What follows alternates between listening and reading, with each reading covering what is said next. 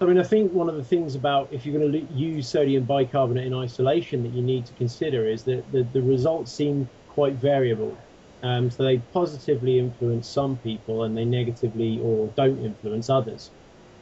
Possibly one of the reasons, but by no means the only explanation for that, is that high doses of sodium bicarbonate in that realm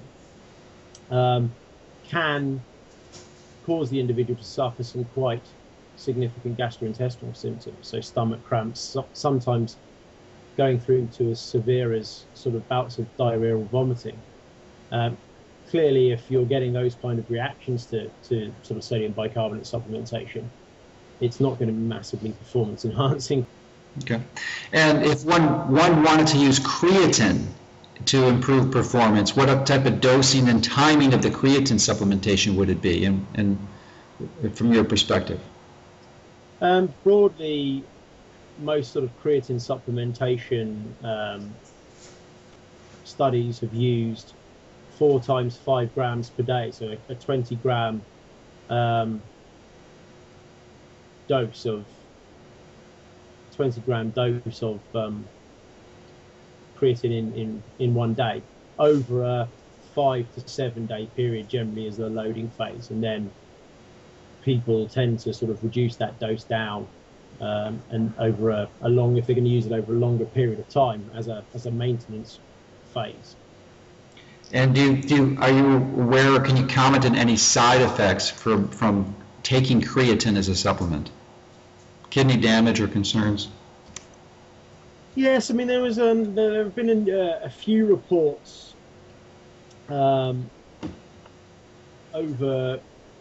recent years about problems with high dose creatine supplementation over a long time and whether it affects kidneys and whether there's significant kidney damage. I mean, I think there have been now quite a few studies, particularly coming out of Jacques Portman's group in Belgium and his associated collaborators, which have shown no real danger of creatine supplementation within those kind of dosing parameters that I was talking about previously. And we ourselves did a study a little while back where we were looking at methylamine excretion in the urine when we gave 2 different dosing strategies of creatine. So we used the traditional 4 times 5 grams per day, and then we used 20 times 1 gram per day. So essentially mimicking a sustained release formulation, essentially.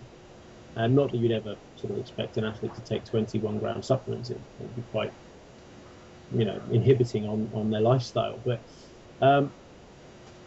we showed that dosing strategy reduced the methylamine excretion in the urine.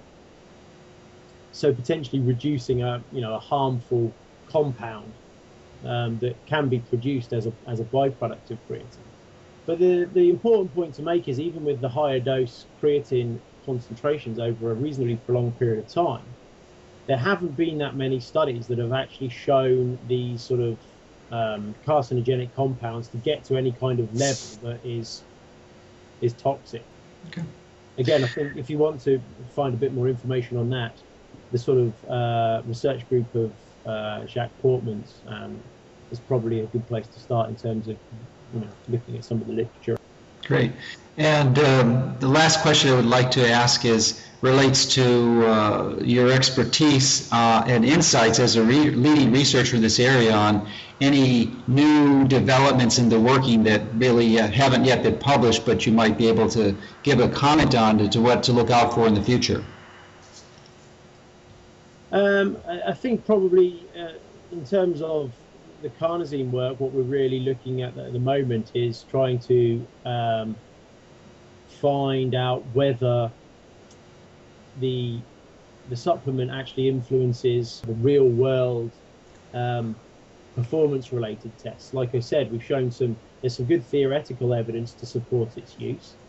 There's some good evidence to show that it increases exercise capacity. less well studied and slightly less compelling data exists around whether there is an effect on exercise performance related tests. So that's certainly something that I think needs to be done more over the next sort of few years, just to see and make sure that there's evidence around sort of real performance related tests and not just exercise capacity based tests.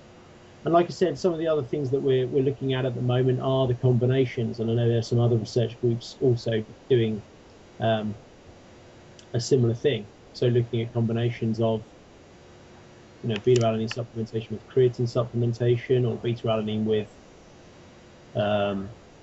sodium bicarbonate. One of the other studies that we've also got underway is looking at whether there's any benefit in different environmental conditions, or any additional benefit in different environmental conditions.